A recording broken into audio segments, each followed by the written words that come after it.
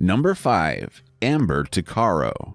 20-year-old Amber Tuccaro went missing on August 18th of 2010. The previous day, Amber, her 14-month-old son, and her female friend flew from Edmonton International Airport from her hometown of Fort McMurray, Alberta. Once the three arrived, they booked themselves into a motel in Nisku, close to the airport where they had spent the night. The next evening, Amber left the motel to catch a ride into the city of Edmonton. She decided to hitch a ride with an unknown male, which turned out to be the worst mistake of her life. The next day, after not hearing from her, Amber's friends informed their mother, who reported her missing. On August 28th of 2012, the Royal Canadian Mounted Police released a 61-second cell phone recording to the public, which captured the conversation Amber had with an unknown man she got a ride with.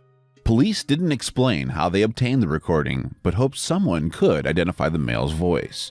Here's the call. Where are we by? We're just heading south of Beaumont, or north of Beaumont. We're heading north of Beaumont.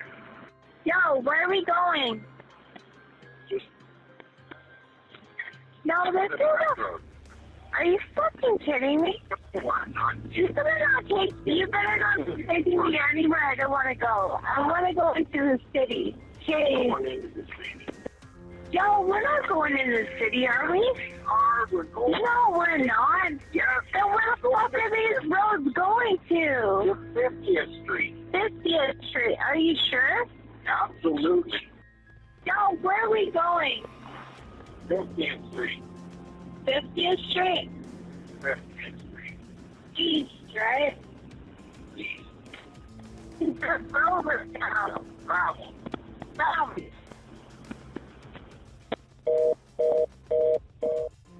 Just 4 days after the recording was released to the public, Amber's remains were found by horseback riders on a rural property near Leduc County. In the recording, the unknown driver claimed he was driving north. However, RCMP investigators believe that instead of driving north to the city, he drove southeast along the rural roads of Leduc County. Although police released the 61-second recording, the call actually lasted for 17 minutes, which is practically the amount of time it would take to drive from the motel Amber was last seen in to the location her body was discovered. CBC News has learned that the call actually came from Amber's brother, who was locked up in the Edmonton Remand Center, where all outgoing calls are recorded. Police have said that due to the recording, they have received hundreds of tips, but still have not identified the unknown driver. Number 4. The Tromp Family. On August 29th of 2016, an Australian family of 5 decided to go on a technology-free, off-the-grid road trip, convinced that they were being pursued and needed to escape their home. For reasons unknown, married couple Mark and Jacoba Tromp were convinced that someone was out to rob and kill them, and believed that they had to flee their Red Currant farm. They took with them their 3 adult children aged 22, 25, and 29, and drove away in their gray Pugo station wagon. They left their passports, credit cards, and cell phones behind, and when they discovered that their son Mitchell had bought a cell phone along on the trip, they made him throw it out of the window, as if they were convinced it was being used as a tracking device. Each member of the family, over the course of 6 days, was found one by one. Mitchell was the first to leave the group. After traveling all night with his family, at around 7 a.m. the next morning, he left the car as he was not convinced by the paranoid theories shared by his other family members. Later that day, the 2 daughters of the group, Rihanna and Ella, also left their parents and stole a car and drove to the town of Goulburn, where they reported their parents as missing. The 2 sisters then decided to part ways, as Ella wanted to go home and feed her horses and Rihanna did not. Police found Ella once she arrived back at the family home. Shortly after, Mitchell also arrived back at the home. Rihanna was the last of the children to be discovered. She was mysteriously found in a catatonic state in the back of a stranger's vehicle. She did not know who or where she was. The next day, Jacoba, the mother of the family, was found aimlessly wandering in the town of Yass, 217 miles away from her last known location. It is unclear how she arrived there and at which point she had left her husband. Jacoba was found in a delusional, agitated, and confused state. She and her daughter Rihanna were both taken into psychiatric care. As public interest grew, Mitchell and Ella were both interviewed on live TV, where they attempted to explain what had happened to their family and spoke about their missing father. Can you shine any light on or perhaps explain why he may not want to be found? Because he's scared that people are after him. But he's not in a good state of mind. And start off on this trip, I think it's just quite a confusing story. It is very confusing. I still feel confused. I think our state of minds wasn't in the best place. And yeah, It's I hard can't to even explain. Really, yeah. There's no bizarre, one but reason for it. It's, bizarre. Yeah. On the sixth day of the ordeal, Mark Tromp was finally found near Wangaratta Airport and was taken to the local police station. He didn't appear to appreciate the media attention and offered the middle finger to photographers and reporters. Investigators can find no reason why the family felt the need to flee from their home. No drugs were involved, and no previous history of mental illness has been discovered. Theories ranging from chemical poisoning to stress in the family to toxins in the water or even just a hoax have been put forward. Some are also speculating that folie à deux, which in English is translated as the madness of many, could be responsible for the close-knit family sharing a heightened delusion of paranoia or fear. Although this is only speculation, as the real reason for their actions and their apparent need to escape is yet to be discovered. Number 3. Andrew Gosden. 14-year-old Andrew Gosden went missing on September 14th of 2007. He was last seen by his parents leaving home early for school.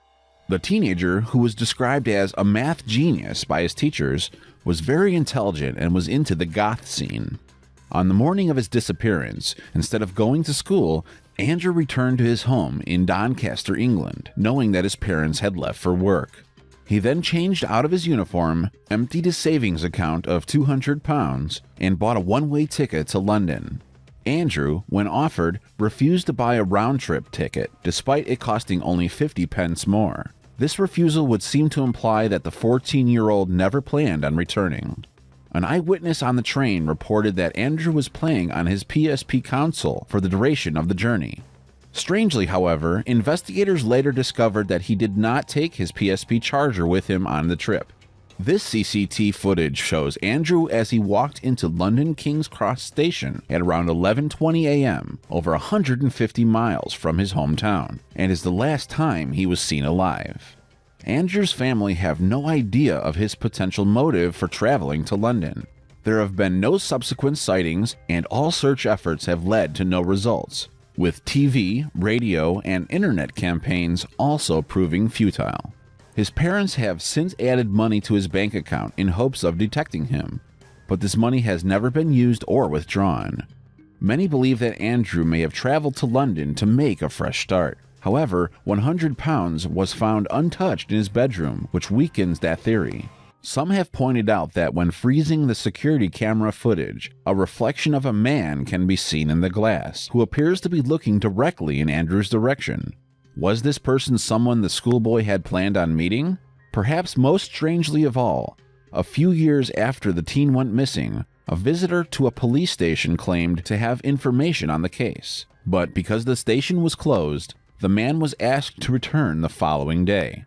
However, he never did. The search for Andrew continues. Number 2. Brandon Lawson. On August 9th of 2013, 26-year-old Brandon Lawson went missing from his car on Highway 277 near Brant, Texas. After getting into an argument with his girlfriend, Brandon left his home just before midnight before calling his brother a short while later to report that he had run out of gas. When his brother arrived at the station, Brandon was no longer in his car. The vehicle had no damage, and his phone and his keys were gone. In addition to calling his brother, Brandon had also contacted 911.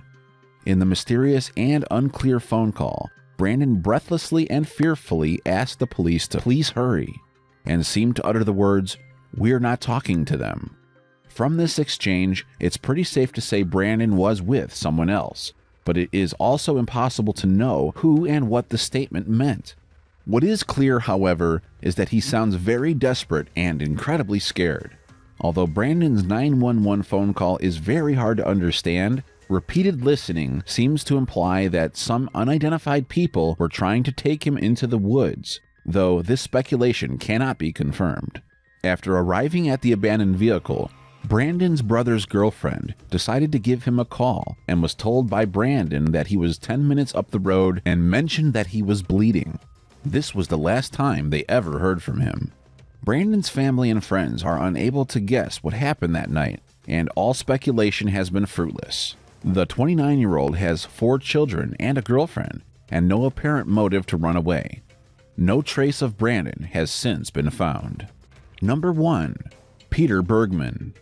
From June 12th to June 16th of 2009, a mysterious elderly man with a heavy Germanic accent visited the coastal town of Sligo in Ireland, where he spent his final days. The man checked himself into the Sligo City Hotel under the name Peter Bergman and paid for his stay in cash. On June 16th, the body of this enigmatic man was found on a beach under very mysterious circumstances. Investigators looked at all of the available CCTV footage in an attempt to work out what had happened to him. They noticed that when Bergman left the hotel each morning, he was carrying a disposable plastic bag. He would then return later each day, seemingly without this bag. It is believed that he was gradually and carefully disposing of his personal belongings, though no evidence has ever been found. On the second morning of his stay, the man visited the local post office, where he purchased 8 postage stamps and airmail stickers. Presumably, this means that he sent out several letters in the post, most likely to friends and family, but this is only speculation. The CCTV footage assembled from the case shows a great deal of the man's comings and goings inside the hotel and around town. However, no footage exists of the moment in which he disposed of the contents of his purple bag. Investigators believe that by meticulously and intentionally avoiding cameras during these key moments, the man was attempting to hide his actions and decrease the chances of his disposed belongings ever being found. It is unknown why this man seems so intent on permanently hiding his identity, though it is clear that this was very important to him. The real mystery began when investigators uncovered that the name Peter Bergman was an alias, and there is no record of anyone in the same age bracket or description possessing this name anywhere. On his final days in Sligo, the man checked out of the hotel with his purple plastic bag and 2 more black bags. He then walked back to the bus station where he is spotted on CCTV carrying only 2 bags. The man goes inside the coffee shop and can be seen in the footage pulling out a piece of paper, reading it, and tearing it up. He then took a bus to the beach of Ross's Point. Many witnesses saw him and reported that he was pacing up and down the beach and seemed to be behaving strangely. It is at this beach that his body was later found. Bizarrely, the mysterious man had removed all labels from his clothing and had no wallet, money, or any forms of identification on his person. An autopsy was performed and determined that there were no signs of foul play and no signs of saltwater drowning. Further examination shows that the man had extensive prostate cancer and numerous bone tumors. But despite his bad health, the toxicology report shows that there were no drugs, including painkillers, in his system, which meant that he would have been in a significant amount of pain. The most accepted theory is that the man traveled to Ireland and had decided to take his own life. However, despite further investigations, police are completely unable to discover who this man was, how he died, and the reasons for his mysterious actions. Thanks so much for watching, and if you enjoyed the video, please let me know by clicking the like button, share, and write a comment. And don't forget to subscribe so that you can check out my next video.